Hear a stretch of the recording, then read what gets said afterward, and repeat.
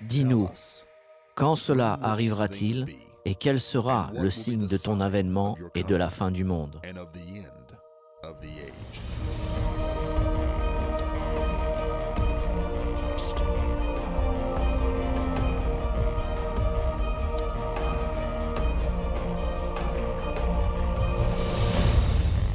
Il y a plus de prophéties au sujet de la nation d'Israël que n'importe quelle autre nation. Aujourd'hui, nous allons parler de la destinée divine d'Israël. C'est une nation choisie. Il est intéressant de voir que cette petite nation d'Israël, sur la mer Méditerranéenne, représente moins d'0,1% de la population du monde. Et néanmoins, Israël est dans les actualités jour après jour, semaine après semaine, mois après mois. Vous ne pouvez pas vraiment apprécier les prophéties au sujet de la nation d'Israël qui sont à venir sans comprendre son histoire. Retournons au commencement. Il y avait un homme du nom d'Abraham. Les 11 premiers chapitres de la Bible sont consacrés aux 2000 premières années de l'histoire humaine.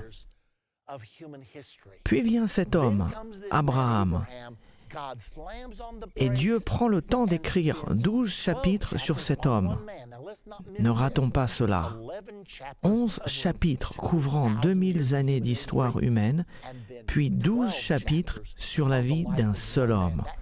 Ceci nous montre combien Abraham était important dans le plan de Dieu pour la race humaine. Abraham est devenu le père physique du peuple de Dieu sur terre, les Juifs, et le père spirituel du peuple de Dieu sur terre, l'Église. Regardons maintenant les Écritures afin de le lire pour nous-mêmes. Commençons avec le premier verset de Genèse au chapitre 12. C'est l'appel de Dieu à Abraham. Le Seigneur dit à Abraham, il a été connu comme Abraham jusqu'à ce que Dieu change son nom en Abraham. Va-t'en de ton pays, de ta patrie et de la maison de ton père, dans le pays que je te montrerai. Ceci est très important car Dieu appelle Abraham à la terre promise. C'est la terre connue aujourd'hui sous le nom de la nation d'Israël. Je ferai de toi une grande nation et je te bénirai. Je rendrai ton nom grand et tu seras une source de bénédiction. Je bénirai ceux qui te béniront et je maudirai ceux qui te maudiront. Et toutes les familles de la terre seront bénies en toi. Imaginez-vous, on dit à cet homme que toutes les familles de la terre seront bénies à cause de lui. Nous devons nous souvenir de deux choses. Tu seras une bénédiction et je bénirai ceux qui te bénissent et maudirai ceux qui te maudissent. Cela s'applique-t-il toujours à la descendance d'Abraham, la nation d'Israël aujourd'hui? Bien sûr que oui. Parlons de la terre promise. Il y a deux promesses que Dieu a faites à Abraham. Il lui a donné la promesse de la terre promise et il lui a donné la promesse d'une postérité. Genèse 15:12 nous parle de cette terre promise. Au coucher du soleil, un profond sommeil tomba sur Abraham, et voici une frayeur et une grande obscurité vinrent l'assaillir. Dieu dit à Abraham, « Je veux que tu prépares un sacrifice, mets les choses en place. » Quand il fit cela, l'obscurité vint sur lui et Abraham tomba dans un sommeil profond. Genèse 15:17 nous dit « Quand le soleil fut couché, il y eut une obscurité profonde, et voici ce fut une fournaise fumante, et des flammes passèrent entre les animaux partagés. En ce jour-là, l'Éternel fit alliance avec Abraham. » Pensez à ceci. Dieu a fait un pacte, une alliance perpétuelle avec Abraham, disant « Je donne ce pays à ta postérité. » À ce moment-là, Abraham avait voyagé vers la terre promise. Il était dans le pays d'Israël. « Je donne ce pays à ta postérité depuis le fleuve d'Égypte jusqu'au grand fleuve, au fleuve de l'Euphrate. » Donc Dieu donne ici à Abraham la promesse d'une terre promise dans la nation d'Israël et il établit les frontières. Il y a d'autres endroits dans les Écritures qui donnent plus de détails sur les frontières de la terre promise. Approximativement, depuis le fleuve d'Égypte au sud jusqu'au fleuve de l'Euphrate au nord, Israël n'a jamais eu autant de terre à l'exception d'une seule époque. C'était au temps de David et de Salomon où ils ont régné depuis la rivière d'Égypte au sud jusqu'à la rivière de l'Euphrate, ce qui n'a pas été le cas depuis. Israël n'a pas toute cette terre aujourd'hui, mais la promesse est toujours aussi valable. Regardons au sujet de la postérité promise dans Genèse 17, 19. Dieu dit, « Certainement, Sarah, ta femme, t'enfantera un fils, et tu l'appelleras du nom d'Isaac. J'établirai mon alliance avec lui comme une alliance perpétuelle pour sa postérité après lui. » Cette promesse est faite à Abraham. Abraham est alors âgé de 100 ans et Sarah en a 90. Selon les Écritures, Sarah était déjà passée au travers du changement de son corps. Et pour que cette promesse se réalise, d'avoir un enfant après cette période, ce que Dieu dit à Abraham est presque aussi surnaturel qu'une vierge devenant enceinte. Imaginez Abraham dire à ses amis, « Sarah et moi allons avoir un enfant. » Ils ont dû se dire, « Mais oui, bien sûr. » Et lorsqu'Abraham et Sarah sont partis, j'imagine que le peuple s'est dit, « Vous savez, je pense qu'Abraham perd la tête. Il a peut-être même Alzheimer, s'il pense que cela pourrait être vrai. Pourquoi Dieu fait-il des choses comme celle-ci? Pourquoi Dieu crée-t-il des circonstances extraordinaires? C'est pour attirer notre attention, pour nous faire réaliser que son plan est en action et qu'il œuvre sur la terre. Voici ce qui s'est vraiment passé. Sarah est réellement devenue enceinte. Le bébé est né et ils l'ont appelé Isaac. Il n'y avait aucun doute pour Abraham et Sarah que cet enfant était spécial. Tous ceux qui connaissaient Abraham et Sarah disaient « Ce qui se passe ici est incroyable. Il y a peut-être quelque chose de vrai là-dedans. » Abraham a dit que Dieu lui avait donné la terre promise ainsi qu'une postérité. Dieu fait-il son œuvre sur la terre?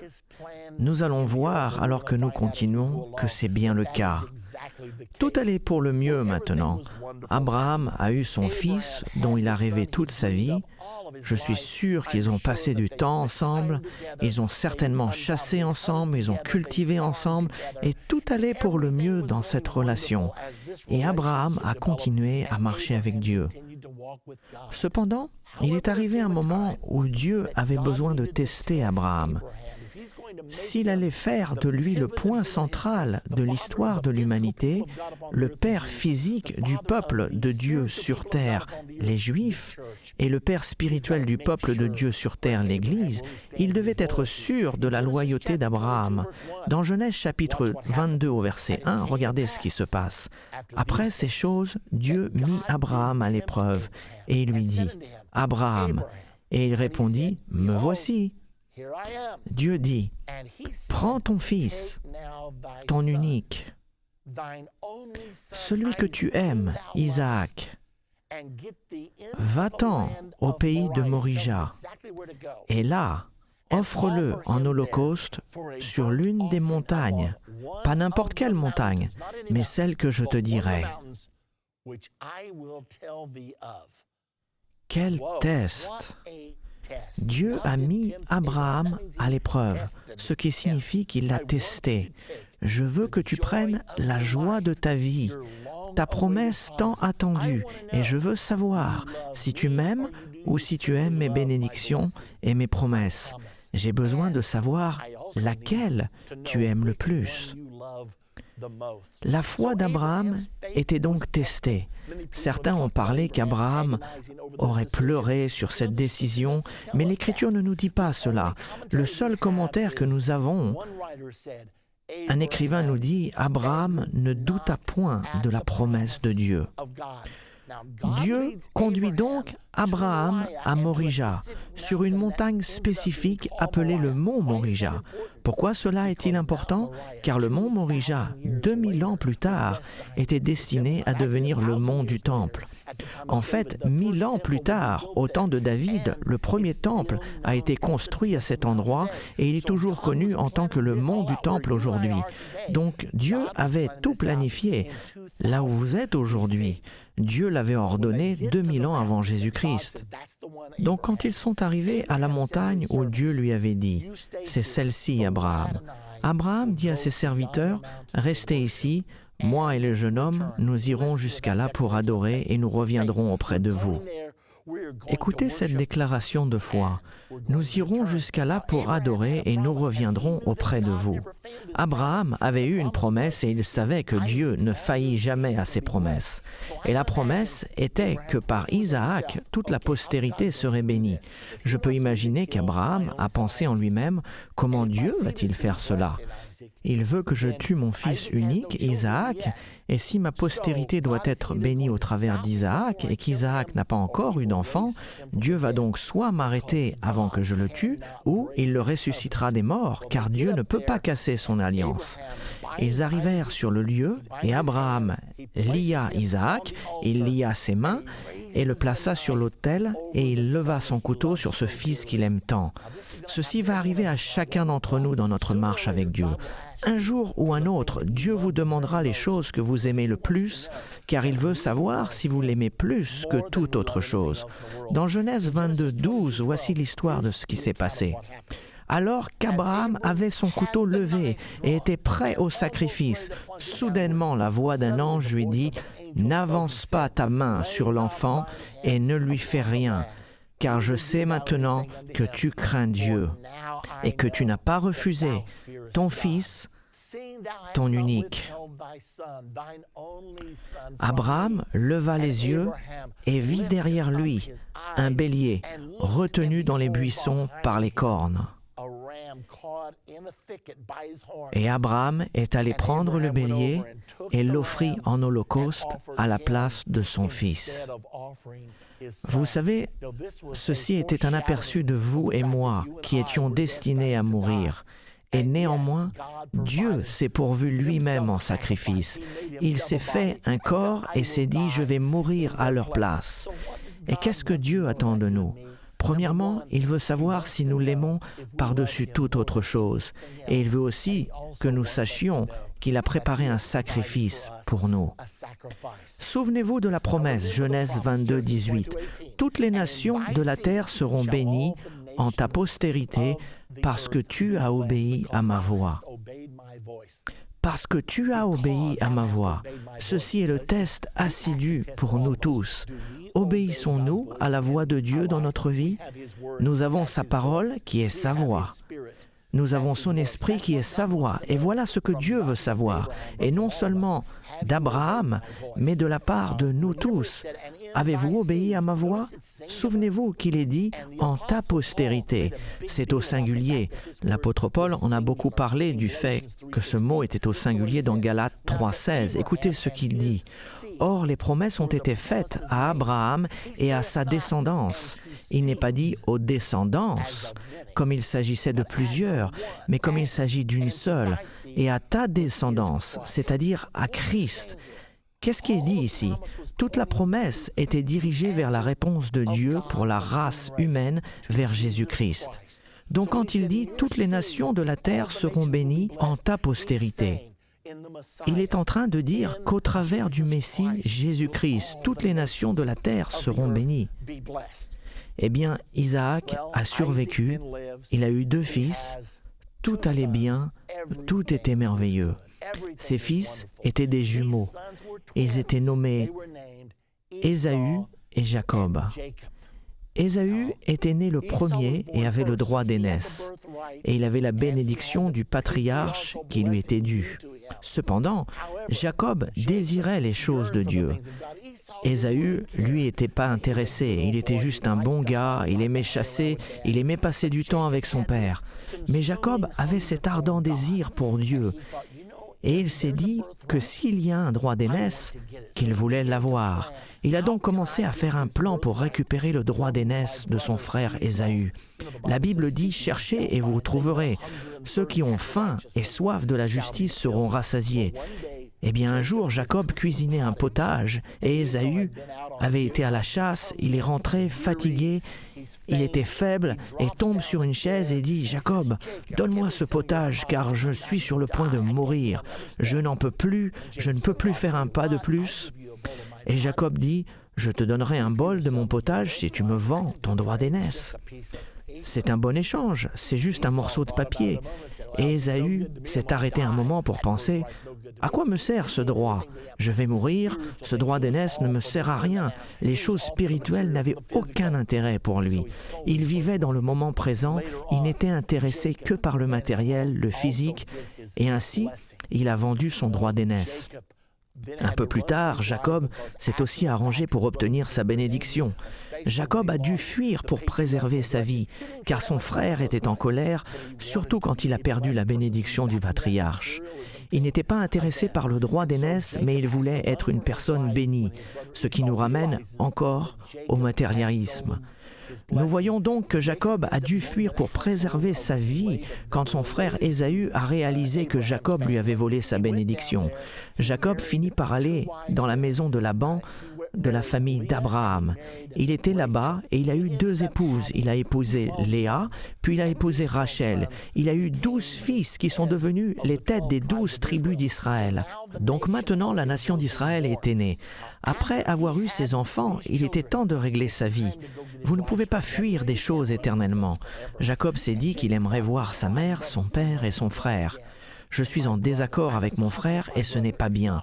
J'ai passé ma vie à tricher, à escroquer et à essayer de prendre la place des autres. Je suis fatigué de vivre de cette façon. J'ai besoin d'avoir la paix dans ma vie et dans mon cœur. Il est donc reparti chez ses parents. Et quand Ésaü entendit qu'il revenait, il a été à sa rencontre. Maintenant, Jacob sait qu'Ésaü était un grand chasseur et il sait qu'Ésaü était en colère contre lui. La dernière fois qu'il a vu son frère voulait le tuer. Jacob sait que demain pourrait être un grand carrefour dans sa vie. Cette nuit même, il envoie ses femmes, tous ses enfants, ses serviteurs et tout son bétail de l'autre côté de la rivière et dit « Je dois être seul avec Dieu ». Vous savez, chacun d'entre nous, nous arriverons à un endroit comme celui-ci dans notre vie. Alors que Jacob a commencé à prier, la Bible nous dit qu'un ange lui est apparu et que cet ange a commencé à lutter avec Jacob. Et Jacob a lutté avec l'ange et il s'est dit « J'ai la chance de ma vie, j'ai la visite de Dieu dans ma vie et je ne vais pas la rater. » Il a saisi l'ange et ils ont combattu toute la nuit jusqu'au matin. Et l'ange dit à Jacob « Tu dois me laisser aller, nous sommes sur un chemin, des gens vont passer et ils ne sont pas autorisés à me voir. » Et Jacob répondit « Peu importe ce que tu me dis, je ne te laisserai point aller que tu ne m'aies béni. Je suis fatigué de ce style de vie, je suis fatigué de ne pas être en accord avec Dieu, en accord avec mon frère. » Et finalement, l'ange a dit, « D'accord, dis-moi quel est ton nom. » « Mon nom est Jacob, tricheur, usurpateur. » « Eh bien, ton nom ne sera plus cela. Je change ta nature et je change ton nom en Israël. Car, en tant que prince, tu as lutté avec Dieu et avec des hommes. » Et c'est à ce moment-là que le nom d'Israël est né. Et bien sûr, ce nom continue d'exister aujourd'hui. Et nous avons la nation d'Israël aujourd'hui. Cette promesse a été répétée. Cette promesse de la terre promise et de la postérité promise n'était pas que pour Abraham. Remarquez dans Genèse 50, 24, Joseph dit à ses frères, « Je vais mourir, mais Dieu vous visitera. Il vous fera remonter de ce pays-ci. » Car en ce moment, ils étaient en Égypte, dans le pays qu'il a juré de donner à Abraham, à Isaac et à Jacob. Ce n'est donc pas une promesse que pour Abraham. C'était pour Abraham, pour Isaac et pour Jacob. Nous allons avancer de 1000 ans, car une autre figure importante dans le plan de Dieu et dans l'histoire juive est née. Son nom était David. Il était le 2e roi de la nation d'Israël. Dieu aimait David. Il a tué un géant. Il est devenu sauveur du peuple d'Israël. Cependant, au fil du temps, le climat spirituel d'Israël a commencé à dégénérer et Dieu s'est mis en colère contre Israël.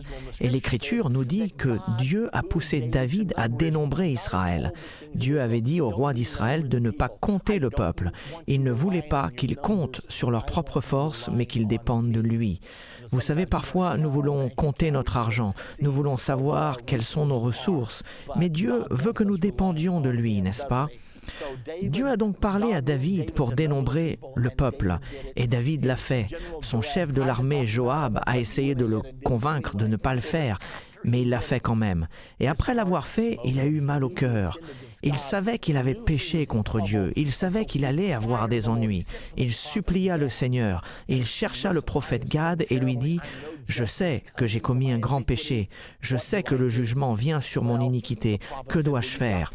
Le prophète lui répondit « Tu as 3 choix, tu peux fuir devant tes ennemis pendant 3 mois, ou tu peux choisir d'avoir 7 années de famine dans ton pays, ou 3 jours de peste dans ton pays. » David pensa et dit, « Je pense que je vais compter sur la main de Dieu, car Dieu est miséricordieux. » Puis il dit, « Je prendrai les 3 jours de peste dans mon pays. » Eh bien,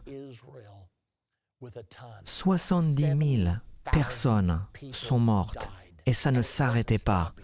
David cria au Seigneur en disant « Attends un peu, Seigneur, c'est moi qui ai fait cela, et non ce peuple. Mais tu punis le peuple. Si tu dois juger, juge-moi, et moi seul. Comment puis-je arrêter cela ?» Dans 2 Samuel 24, 18, le prophète vient. Gad vint auprès de David et lui dit comment arrêter cela.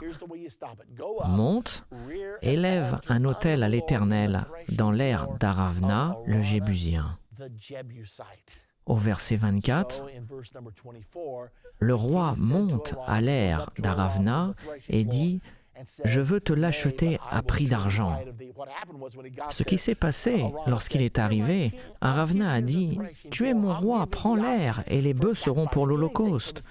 Que tout soit pour le bien de la maison d'Israël. » Et David répondit « Non, je veux te l'acheter à prix d'argent, et je n'offrirai point à l'Éternel, mon Dieu, des holocaustes qui ne me coûtent rien. » De nos jours, nous avons tant de personnes qui veulent une religion qui ne leur coûte rien. Ils pensent que tout est pour eux. Mais ce n'est pas le cas. Tout est pour lui, lui et lui. David a dit « Je ne veux pas adorer Dieu sans que cela me coûte. Je veux lui donner une partie de moi. Je l'aime. » David a donc acheté l'aire et les bœufs pour 50 cycles d'argent. Souvenez-vous donc, il achète l'aire d'Aravna. Et nous allons découvrir que c'est le même endroit que le mont Morija et le même endroit que le mont du Temple. Il y a un énorme conflit dans notre monde aujourd'hui pour savoir à qui appartient le mont du Temple. Les musulmans disent que ça devrait leur appartenir, les juifs disent que c'est à eux, l'Église catholique et les chrétiens disent quelquefois que ça devrait être à nous. Mais nous avons ici la réponse. David l'a acheté pour la nation d'Israël. Il a acheté l'aire d'Aravna et nous allons découvrir dans un instant qu'il s'agit du mont Morija, qui est le mont du Temple. Dans 2 Chroniques 3, 1, Salomon, le fils de David, commence à construire le premier temple. David voulait le faire et Dieu lui a dit « Non, David, tu as tué trop de monde. Salomon, ton fils, le fera. » Salomon commença donc à bâtir la maison de l'Éternel à Jérusalem sur la montagne de Morija qui avait été indiquée à David son père dans le lieu préparé par David sur l'aire d'Ornan, le Jébusien. Remarquez qu'il est dit que c'est sur la montagne de Morija sur l'aire d'Ornan. Et Dieu emmena Abraham à cette même montagne 1000 ans auparavant pour offrir Isaac. Il a de nouveau choisi cet endroit particulier car le Dieu Tout-Puissant voulait avoir une place sur cette terre où il pourrait lui-même mettre son nom. Et il nous l'est dit dans 1 Roi 9, 1 à 3, lorsque Salomon eut achevé de bâtir la maison de l'Éternel, la maison du roi et tout ce qui lui plut de faire, l'Éternel apparut à Salomon une seconde fois comme il lui était apparu à Gabaon. Et l'Éternel lui dit, « J'exauce ta prière et ta supplication que tu m'as adressée. Je sanctifie cette maison que tu as bâtie pour y mettre à jamais mon nom. Et j'aurai toujours là mes yeux et mon cœur. » Remarquez que Dieu a dit, « J'y mettrai mon nom à jamais. j'ai choisi Jérusalem. Maintenant, Jérusalem est une petite ville insignifiante. Et néanmoins, il y a eu plus de guerres au sujet de Jérusalem que n'importe quelle autre ville sur la face de la terre. Pourquoi? Il y a déjà eu 40 guerres à son sujet. Elle n'a pas une importance militaire, économique, agricole ou autre. Et néanmoins, il semblerait que tous les dirigeants du monde doivent aller là-bas. Quelle est la raison? Car le Dieu Tout-Puissant a dit « J'y mettrai mon nom à jamais ». Savez-vous que la bataille d'Armageddon va se passer à cause de ces 12 km²? C'est le morceau de propriété le plus disputé au monde. Dans notre prochaine partie de Comprendre la fin des temps, nous allons parler au sujet du premier exil, la destruction du premier temple et du second temple.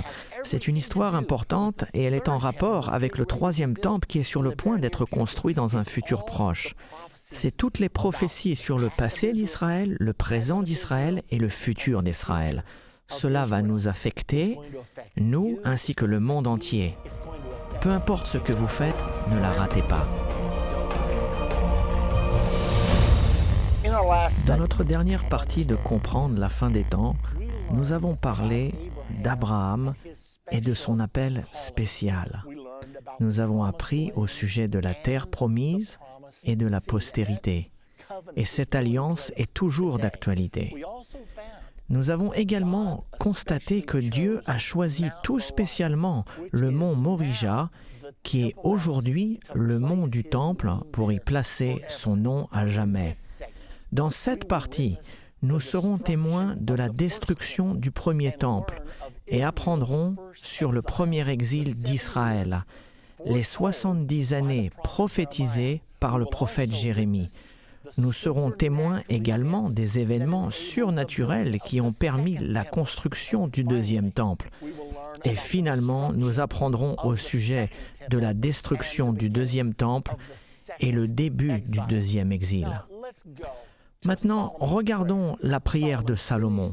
Salomon a fini la construction du beau temple au mont du Temple, sur le mont Morija, et il pria cette prière de dédicace au Seigneur.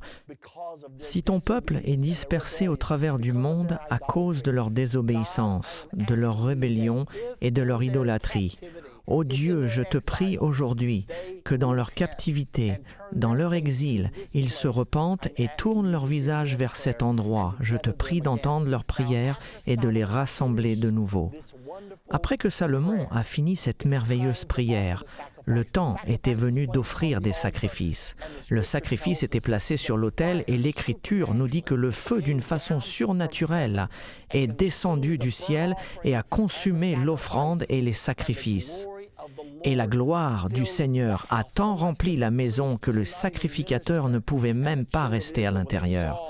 Et quand les enfants d'Israël ont vu le feu tomber et qu'ils ont vu la gloire du Seigneur, ils se sont prosternés, ils ont mis leur visage contre terre, adorant et magnifiant Dieu. C'est quelque chose que la nation d'Israël n'a jamais oublié jusqu'à ce jour, alors qu'ils s'apprêtent à construire leur troisième temple. Ils croient que lorsqu'ils le consacreront, que la gloire de Dieu viendra à nouveau et que le feu du ciel tombera encore comme un signe d'approbation de Dieu envers ce qu'ils ont fait. Ceci est la raison pour laquelle le mont du temple et le temple ont été le centre de la vie juive, le cœur et l'âme de la nation juive et le centre de leur adoration au Seigneur. Dieu avait averti Israël au sujet de ce qui se passerait s'ils désobéissaient. Il leur a dit, si vous vous détournez de moi, si vous ne gardez pas mes commandements, si vous vous détournez vers d'autres dieux, j'exterminerai Israël du pays, de cette terre promise que je lui ai donnée.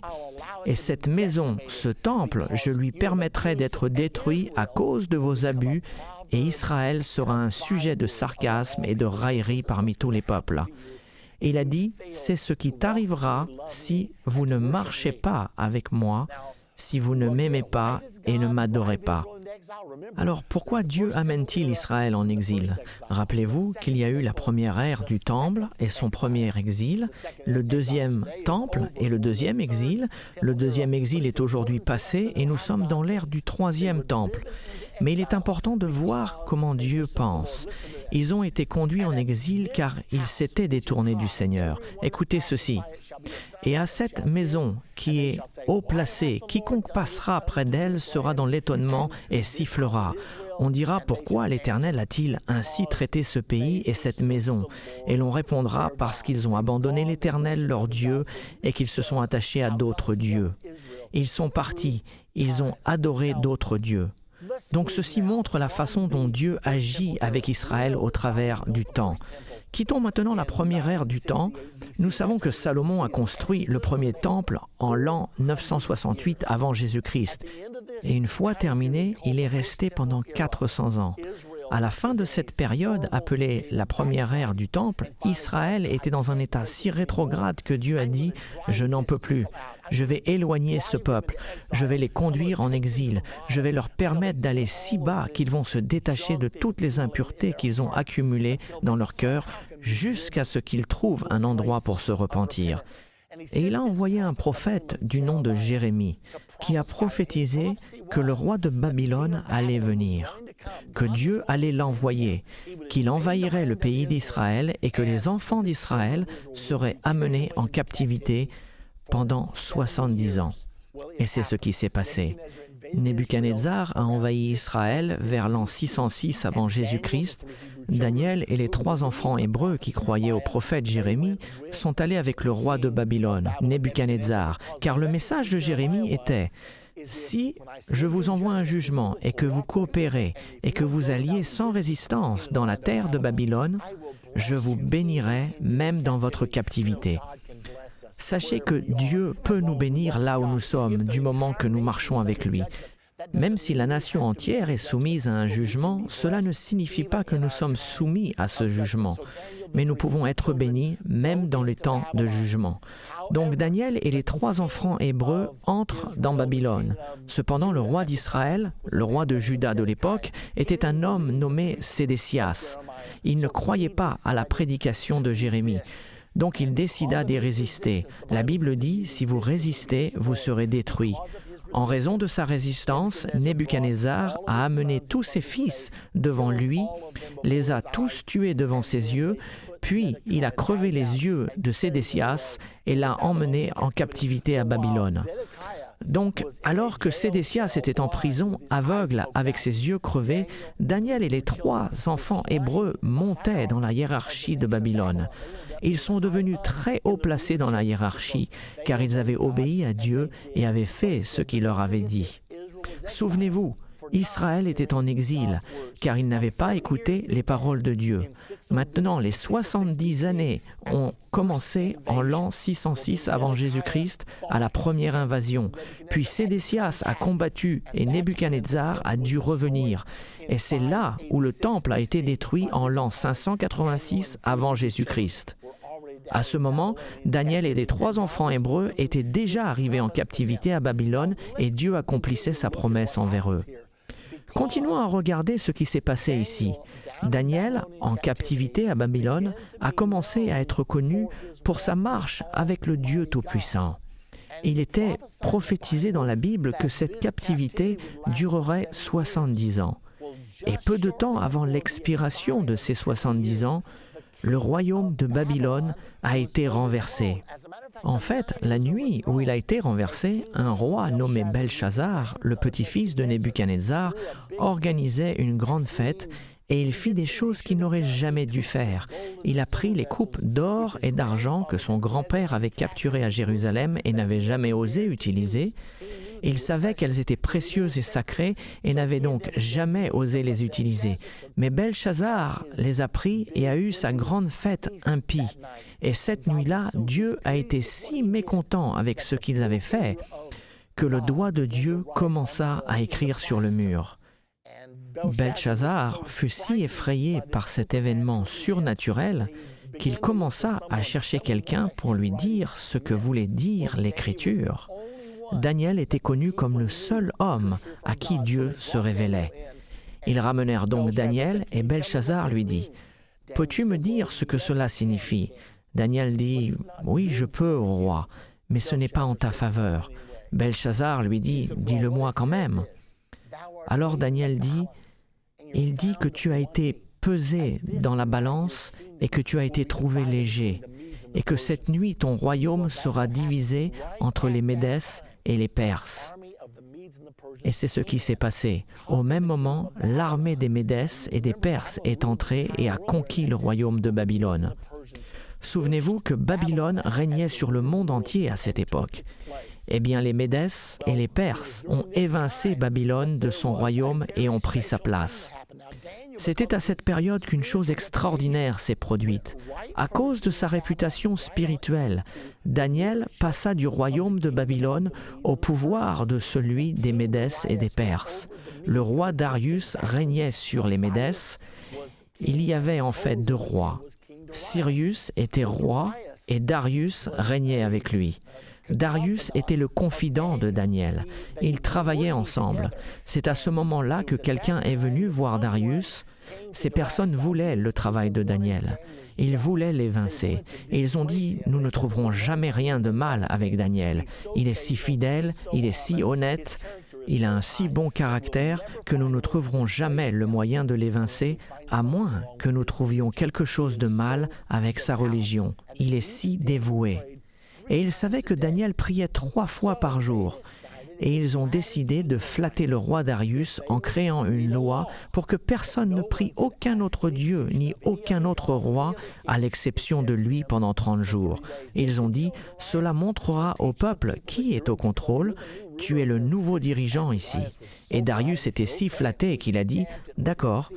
Il l'a scellé de son sceau, le sceau des Médès et des Perses, qui est irrévocable.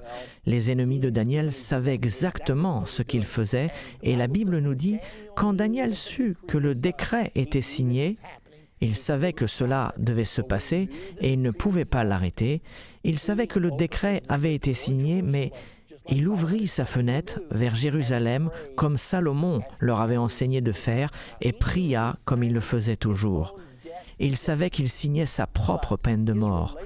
Mais sa relation avec Dieu était plus importante pour lui que sa propre vie. Il préférait mourir plutôt que de ne pas avoir sa prière quotidienne avec le Dieu Tout-Puissant. Donc, quand ceux qui étaient contre Daniel l'entendirent prier, ils se précipitèrent vers le roi Darius et dirent « Ô roi, tu connais l'homme que tu as mis au pouvoir. Cet homme nommé Daniel, le Juif, il était en train de prier, il a violé ta loi. » Et la Bible dit que le roi Darius fut très affligé, car il n'avait pas pensé à la dévotion de Daniel. Par conséquent, Darius a été voir Daniel personnellement et lui a dit, « Daniel, le Seigneur Dieu que tu sers continuellement est capable de te délivrer. » Ils jetèrent Daniel dans la fosse aux lions, et cette nuit-là, Darius était si troublé avec ce qui s'était passé qu'il refusa de manger avant d'aller au lit. Il avait normalement un orchestre qui venait jouer pour qu'il puisse s'endormir. Il n'avait pas de radio Bose à l'époque, mais l'orchestre venait et jouait jusqu'au temps que le roi s'endorme, puis l'orchestre se retirait silencieusement. Mais cette nuit, le roi Darius dit « pas de musique ». Et il resta éveillé, marchant, jeûnant, priant « Ô Dieu, sauve Daniel ». Au matin, le roi Darius se rendit à la fosse aux lions. Il ouvrit la fosse et cria « Ô Daniel, est-ce que le Seigneur Dieu que tu sers avec persévérance a été capable de te délivrer ?» Maintenant, Daniel est dans la fosse et j'imagine qu'il s'est endormi, car Dieu a envoyé ses anges pour fermer la gueule des lions. Peut-être il avait sa tête posée sur un lion et ses pieds sur un autre. Et il entend du bruit. Et le roi Darius appelle « Ô Daniel, est-ce que le Seigneur, Dieu que tu sers avec persévérance, a été capable de te délivrer ?»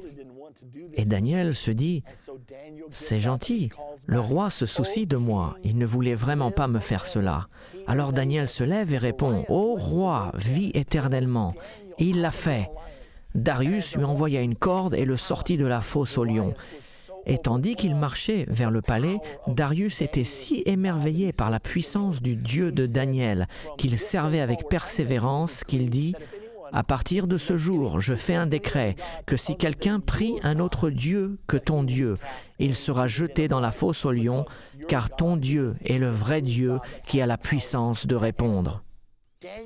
Daniel marcha avec Dieu, et comme il lui avait été fidèle, il n'a pas échoué à l'épreuve. Une nuit, dans la fosse aux lions, a payé pour la construction du deuxième temple, et il a été libéré. Souvenez-vous que Cyrus était l'autre dirigeant dans le royaume des Médès et des Perses. Et il est intéressant que Dieu ait inspiré le prophète Ésaïe au verset 28 du chapitre 44 et prophétisa au sujet de Cyrus avant même qu'il soit né. Il n'y a que quelques prophéties dans la Bible où un homme est prophétisé par son nom, et il est l'un d'entre eux. Ésaïe 44, 28, « Je dis de Cyrus, il est mon berger, et il accomplira toute ma volonté. Il dira de Jérusalem qu'elle soit rebâtie, et du temple qu'il soit fondé. » Donc Daniel connaissait cette prophétie, et puisqu'il était ami avec Darius, sans aucun doute, il avait accès à Cyrus, et il a dû avoir l'occasion de dire à Cyrus, « Est-ce que tu sais que tu es dans la Bible ?» Et il a dû répondre, « Tu plaisantes, je ne crois même pas dans le Dieu d'Israël, je suis un roi païen, et tu dis que je suis dans la Bible. » Puis, il lui a montré l'Écriture, Ésaïe 44, 28, et il a dit, « N'est-ce pas merveilleux? Il est dit que je vais construire le temple. » Daniel lui a raconté l'histoire qu'il était en exil pendant 70 ans, comme le prophète Jérémie avait dit. Et Cyrus a dit, « En quelle année sommes-nous » Et Daniel lui dit, « Nous sommes à peu près dans la 68e année. » Cyrus répondit, « Il est donc temps pour nous d'accomplir la prophétie. » Et Cyrus donna l'ordre en l'an 538 avant Jésus-Christ, la 68e année, que tous ceux qui ont à cœur le temple et la maison de Dieu à Jérusalem reviennent. Ainsi, la première vague des Juifs est retournée en l'an 536 avant Jésus-Christ. C'était exactement 70 ans après que l'exil a commencé, quand Daniel et les 3 enfants hébreux ont été présentés pour la première fois. Ceci était pendant le temps où un homme nommé Zorobabel a été élevé par Dieu pour mener l'effort de reconstruire le temple, pour reconstruire le deuxième temple d'Israël. Cela était une tâche si importante et ils avaient si peu de moyens pour travailler que je suis sûr qu'il a dû y avoir des moments de découragement terribles pour Zorobabel. C'est la raison pour laquelle le prophète Zacharie fut envoyé pour lui donner un message venant directement de Dieu. C'est ici la parole que l'Éternel adresse à Zorobabel. Ce n'est ni par la puissance, ni par la force. Ce n'est pas parce que tu as accès à beaucoup d'argent. Ce n'est ni par la puissance, ni par la force, mais par mon esprit, dit l'Éternel des armées. C'étaient des paroles d'encouragement de la part du Seigneur. Ils ont travaillé. Tout d'abord, un décret a été fait en l'an 538 avant Jésus-Christ. Ils ont construit pour un temps, ils avaient les fondations coulées, puis les ennemis sont venus et ont arrêté la construction pendant un moment. Puis ils ont recommencé et finalement la construction du deuxième temple fut terminée en l'an 516 avant Jésus-Christ. C'était une période merveilleuse pour le peuple d'Israël. L'ère du deuxième temple avait commencé. Maintenant, le temple n'était pas très beau, il n'avait rien à voir avec celui de Salomon, il n'avait pas les mêmes ressources. Cependant, Hérode le Grand, qui régnait sur le peuple juif à Rome vers l'an 19 avant Jésus-Christ, voulait avoir la faveur du peuple juif et donc il décida d'agrandir leur temple et de le rendre fastidieux, ce qu'il fit vers l'an 19 avant Jésus-Christ. Et il était si beau que les gens ont dit « Ceux qui n'ont pas encore vu le temple d'Hérode n'ont jamais vu un beau bâtiment dans leur vie. » Donc nous observons tout ceci. C'était en l'an 19 avant Jésus-Christ et le temple a été rendu beaucoup plus beau. Hérode le Grand continue de régner et finalement Jésus-Christ est né. Donc voici la promesse. Souvenez-vous, Dieu a promis à Abraham, par ta postérité, le monde entier sera béni. Jésus est né. Jésus est devenu le plus grand homme qui n'ait jamais existé. Il a commencé la plus grande religion qui aujourd'hui a le plus d'adeptes qu'aucune autre religion. Il a écrit il y a 2000 ans le livre le plus vendu dans le monde à ce jour. Par ceci, Dieu accomplit sa promesse à Abraham. Par ta postérité, parlant du Messie, toutes les nations de la terre seront bénies. Maintenant, la plupart des historiens disent que Hérode le Grand est mort en l'an 4 avant Jésus-Christ. Et nous savons que Hérode le Grand était vivant quand Jésus est né. C'est la raison pour laquelle nous pensons qu'il est né entre l'an 5 ou 6 avant Jésus-Christ, si toutes ces dates correspondent. Hérode le Grand a entendu parler de la naissance de Jésus par les mages qui venaient le voir. Hérode a dit « Dites-le-moi, quand vous le trouvez, je veux aussi l'adorer ». Mais ils ne voulaient pas l'adorer et voulaient le tuer, car ils ont posé cette question « Où est le roi des Juifs qui vient de naître ?» Dieu a averti Joseph par un rêve « Tu dois éloigner l'enfant d'ici, car Hérode le Grand cherche à le tuer ». Joseph et Marie ont donc pris Jésus et ont voyagé jusqu'en Égypte, où ils sont restés jusqu'à la mort d'Hérode en l'an 4 avant Jésus-Christ. En lisant plus loin, nous savons ce qui s'est passé. En dépit de tous les miracles, de tout ce que Dieu a fait, Jésus a été rejeté par le peuple juif. Jean écrit dans son évangile au chapitre 1 et au verset 10, « Elle, parlant de la lumière, Jésus, elle était dans le monde, et le monde a été fait par elle, et le monde ne l'a point connue. Elle est venue chez les siens, et les siens ne l'ont point reçue. » Et le prochain verset nous dit « Mais à tous ceux qui l'ont reçue, à ceux qui croient en son nom, elle a donné le pouvoir de devenir enfants de Dieu. » Même étant rejeté, Jésus a aimé le peuple juif et leur a donc prophétisé juste avant sa mort. Il regarda sur Jérusalem, Luc 19, 43 nous le dit, Jésus prophétise sur les Juifs, sur Jérusalem, et il dit « Il viendra sur toi des jours où tes ennemis t'environneront de tranchées, t'enfermeront et te serreront de toutes parts. Ils te détruiront, ton temple sera détruit, la fierté de ta nation sera détruite, toi et tes enfants au milieu de toi, et ils ne laisseront pas en toi pierre sur pierre. » Pourquoi ? Parce que tu n'as pas connu le temps où tu as été visité. Donc tu n'as pas écouté la voix de Dieu, tu as été désobéissante à Dieu, par conséquent, tu retourneras en exil. Eh bien, la prophétie s'est réalisée. Quelques années plus tard, en l'an 70, l'armée romaine est venue contre Jérusalem, menée par le général Titus. Ils détruisirent la ville de Jérusalem, brûlèrent le temple et ne laissèrent pas une pierre debout.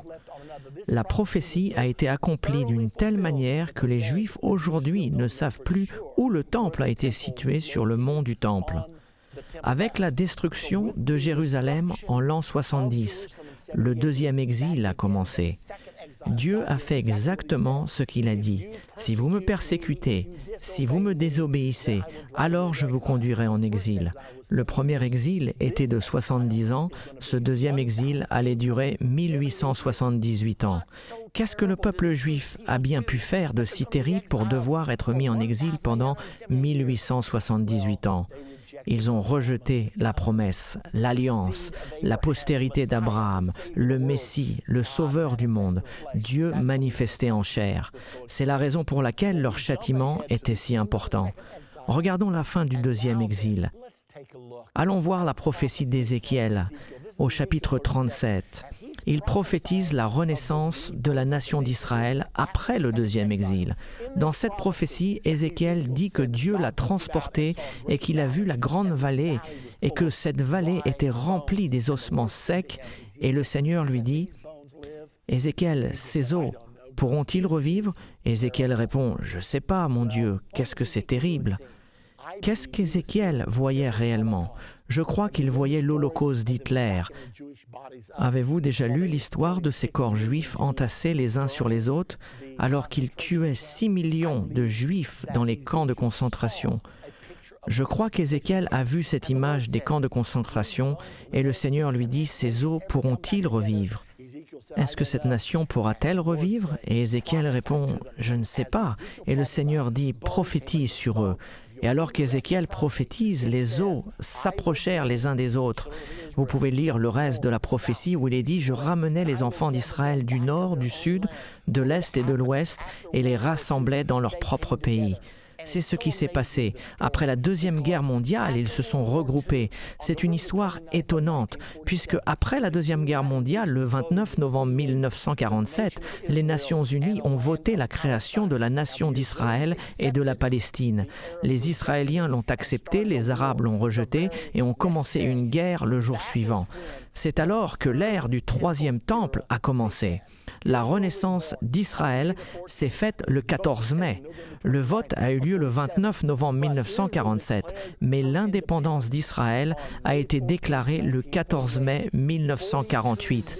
42 millions d'Arabes ont lancé une guerre contre cette petite nation d'Israël. Il n'était que 600 000, 42 millions contre 600 000. La plupart des nations pensaient qu'Israël ne survivrait pas, mais étonnamment, Dieu l'a aidé. Et quand le traité d'armistice a été signé en 1949, Israël possédait plus de terres que les Nations unies lui avaient données.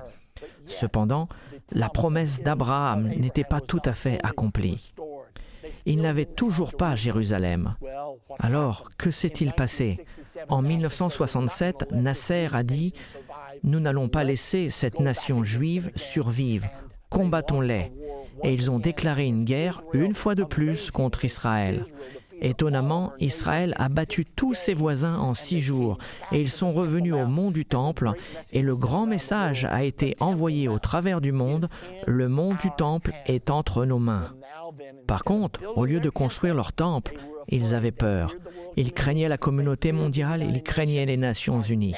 Notre prochaine leçon est intitulée « Israël, l'horloge prophétique de Dieu ». Dieu n'a pas fini avec cette histoire. Nous avons entendu le passé et dans notre prochaine leçon, nous allons entendre au sujet de l'avenir. Alors ne la ratez pas car cela se passe en ce moment.